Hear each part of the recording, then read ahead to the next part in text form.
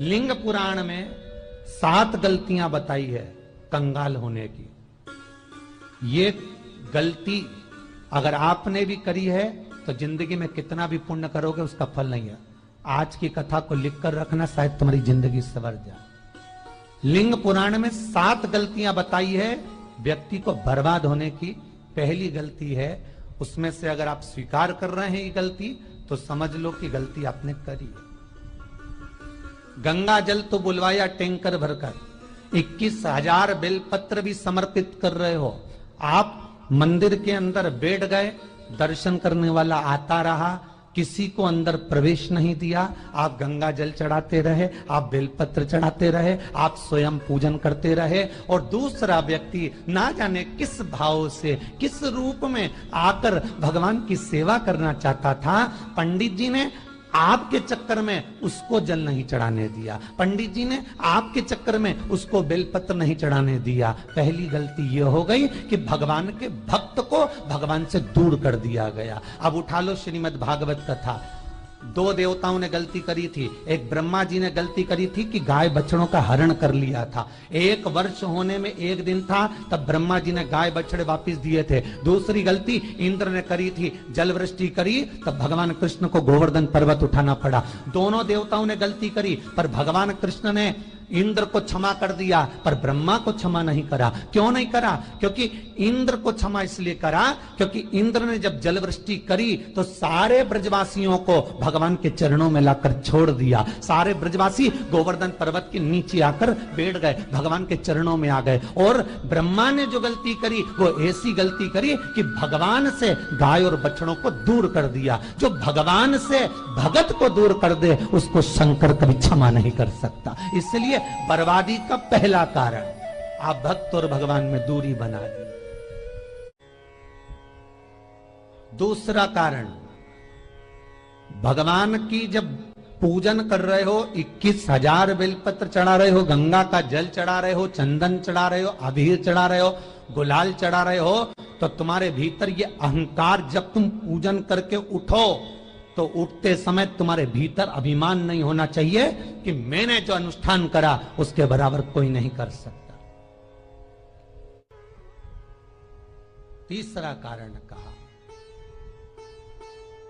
कि भगवान की सेवा तो आप कर रहे हो, भगवान की चाकरी में तो आप लगे हो, भगवान की आराधना भी कर रहे हो, दिया भी लगा रहे हो, धूप बत्ती भी लगा रहे हो, स्नान भी करा रहे हो, पंचामृत स्नान भी करा रहे हो, सारी पूजन अर्चना सब तुम कर रहे हो।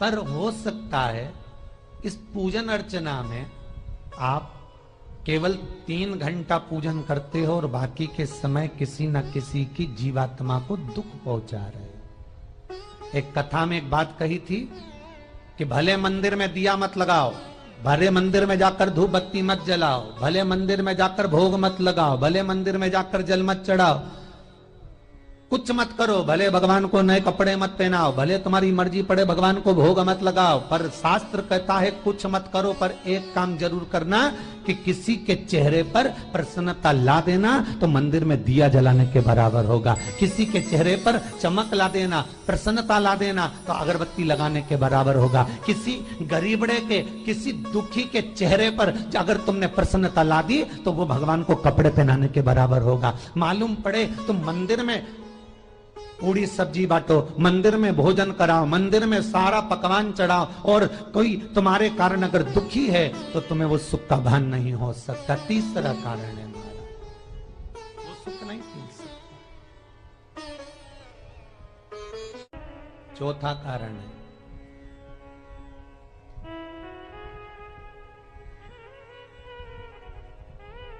महाराज, जिस मंत्र को पढ़ा जा रहा है, जिस मंत्र का स्मरण किया जा रहा है,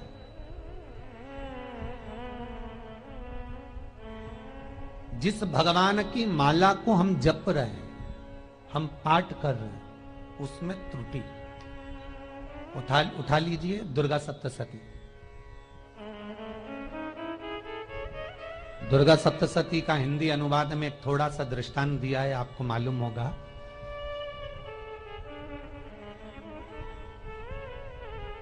एक जजमान सप्तशती का पाठ कराते थे नवरात्रे में। नवरात्रे पूरे होते थे और उनकी पत्नी मर जाती थी। सप्तशती के अंदर लिखा है, बहुत ध्यान से सुनिएगा। दुर्गा सप्तशती का पाठ कराते थे और पत्नी नवरात्रे के बाद 4 महीना 3 महीने के बाद मर जाती थी। बहुत दुखी था सेठ। एक शादी करी, दूसरी करी, तीसरी करी, चौथी करी, चौथी पत्नी भी मर गई। बहुत दुख हुआ। आज वो गुरुजी के पास चले गया, गुरुदेव, गुरुजी, गुरुदेव, गुरुदेव। गुरुजी बोले क्या हो गया? सेठ जी बहुत दिनों के बाद आ रहे हो, क्या बात है गुरुदेव?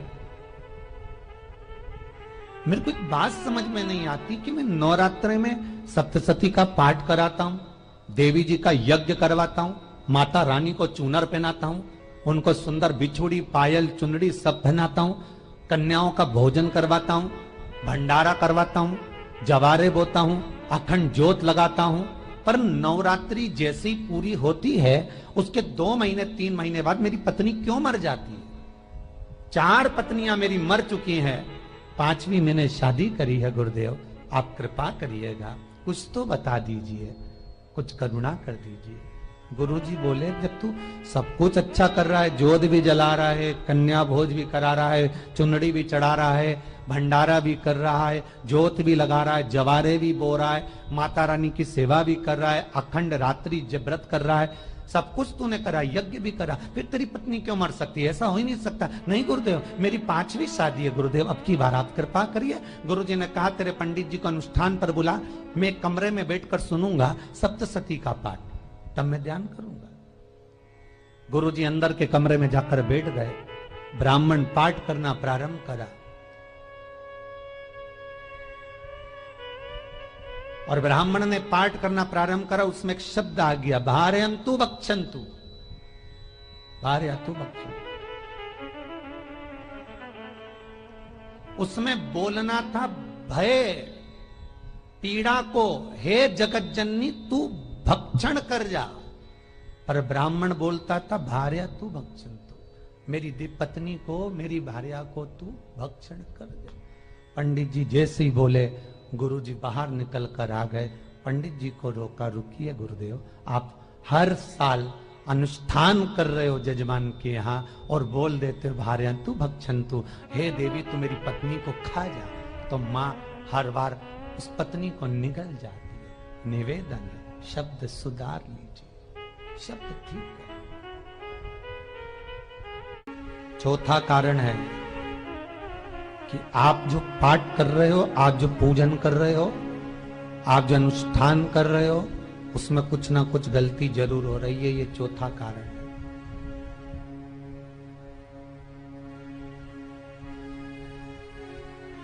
एक बार पूरे घर के लोगों को बिठाओ, अपने घर के लोगों को, मम्मी से पूछना, मम्मी तुम कौन कौन सा पाठ करती हो? एक बार मम्मी से पूछना। फिर एक बार पापा से पूछना, पापा आप कौन कौन सा पाठ करते हैं सुबह? फिर बहू से पूछना, भाभी आप कौन कौन सा पाठ करती हो? फिर छोटी दुल्हन से पूछना, छोटी दुल्हन तुम कौन कौन सा पाठ करती हो? भैया आप कौन कौन सा पाठ करते हो? आप कौन कौन सा पाठ करते हो? पूछना। जब घर के अंदर बड़ी बहू अलग तरह का पाठ कर रही है, छोटी बहू अलग तरह का पाठ कर रही है, मंजली बहू अलग तरह का पाठ कर रही है, माँ अलग तरह का पाठ कर रही है, पति अलग तरह का पाठ कर रहा है, तो उसका जो प्रभाव है, कौन सी चीज कहां टकरा रही है, जिसके कारण घर में रोग इतना है कि कोई सही होने वाला ही नहीं है।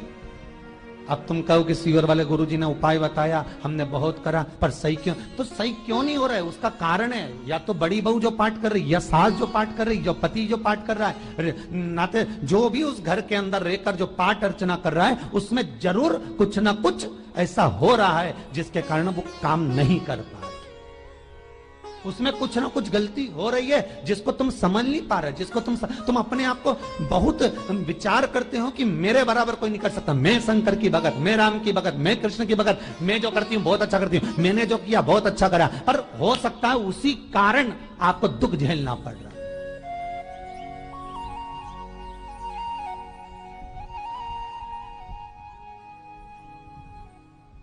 उसी के कारण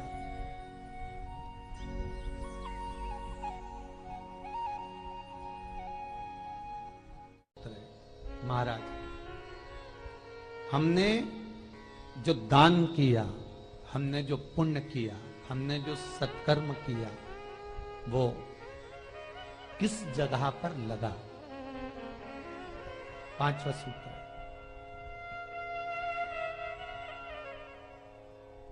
जो आप दान कर रहे हो, जो आप पुण्य कर रहे हो, सत्कर्म कर रहे हो, वो किस जगह पर लगा? ये पांचवा सूत्र। फिर निवेदन करेंगे, गाय, बेटी और लक्ष्मी 50 बार विचार करना, तब किसी को देना। बेटी किसी ऐसे को मत ब्याह देना जो जुआ खेलता हो, मदिरापान करता हो, मांसाहार करता हो, वेश्यावृत्ति करता हो। वो बेटी का सम्मान नहीं करेगा। बेटी रोएगी तो कन्यादान करने वाले को रोना पड़ेगा। दूसरे नंबर पर गौ माता, गाय ऐसे ब्राह्मण को दान मत देना कि ब्राह्मण के घर में खुद रहने की जगह नहीं और गाय को ले जाकर तुमने दे दिया और उस ब्राह्मण ने जब तक दूध दिया बांध कर रखा, एक तगाड़ी बाल्टी साड़ी के चक्कर में ले लिया, सोने के सींग के चक्कर में ले लिया और बाद में वही गाय कसाई के हाथ में बिक गई और कसाई ने काटा तो बद्दुआ तुमको लगी।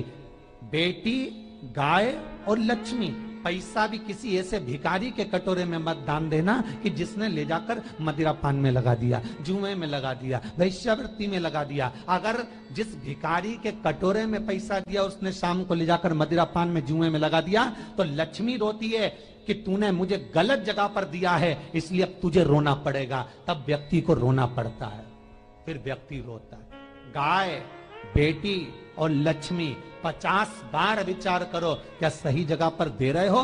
और अच्छी जगह पर दोगे तो संपदा भी बढ़ती है, सुख आता है। अगर बेटी सुखी रहेगी तो मायके के लोग सुखी रहेंगे, गौ माता सुखी रहेगी तो संसार सुखी रहेगा। और आपने जो धन दिया, आपने जो पैसा दिया किसी भिखारी के कटोरे में, अगर उसने गलत जगह पर लगाया तो रोना तुमको पड़ेगा। किसी आजकल के भिक्षुकों को अगर रोटी दे दो तो लेते ही नहीं, आटा दो तो नहीं लेते।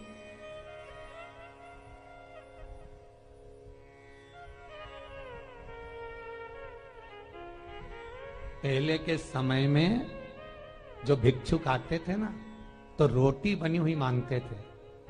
बूढ़ी बूढ़ी माताएं जानती होंगी, चिमटा बजाकर, घुंघरू बजाकर कहते थे भोजन, तो 2 रोटी निकाल कर दे दी जाती थी घर से। लो बाबा, तो माता इतना प्रेम रखती थी, केवल रोटी नहीं देती थी, बाबा बैठो हम सब सब्जी ला कर देते। इतना प्रेम था बुजुर्ग माताओं का, बैठो। और आज के जमाने में अगर रोटी दे दो तो फेंक दे नली में ले जाके, पैसा चाहिए। क्यों? शाम को पीने के लिए चाहिए ना, मदिरा पान के लिए, मांसाहार के लिए, जुए के लिए, वेश्यावृत्ति के लिए धन चाहिए।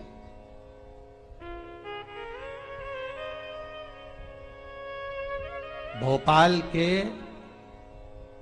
और इंदौर के, इंदौर का राजवाड़ा चौराया और भोपाल का लाल घाटी चौराया, इन दोनों चौराहे पर इतने से बच्चे लोग भीख मांगते हैं और उनकी माताएं और उनके पिता रोड के किनारे पर चिलम लगाते बैठे रहते हैं, पांव लंबे करके पड़े हैं और ये कमा कमा के उनको दे रहे हैं। और धन्य हैं ऐसे लोग जो उनको दान भी दे देते हैं।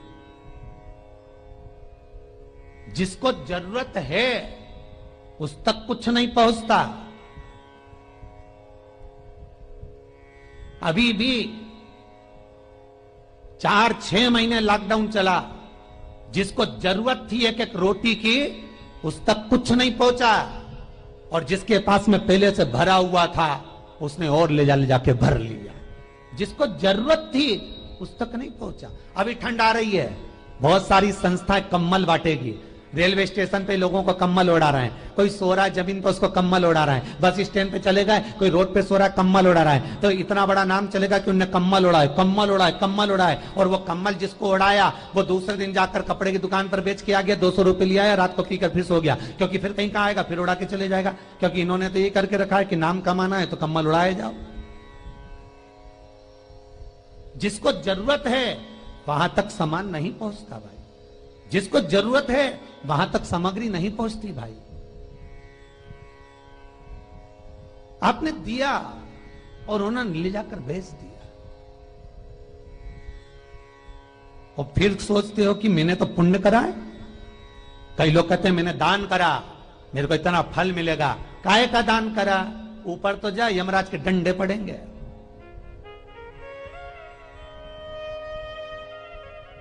रेल में, ट्रेन में आप बैठ जाओ, रिजर्वेशन कोच में छोटे छोटे लड़के आते हैं, अपना कपड़ा उतारते हैं। सही बोलना रे भाई, जितने लोग टीवी पर कथा सुन रहे हो, छोटे छोटे बच्चे अपना कपड़ा उतारेंगे और पोछा लगाएंगे रेल की बोगी में।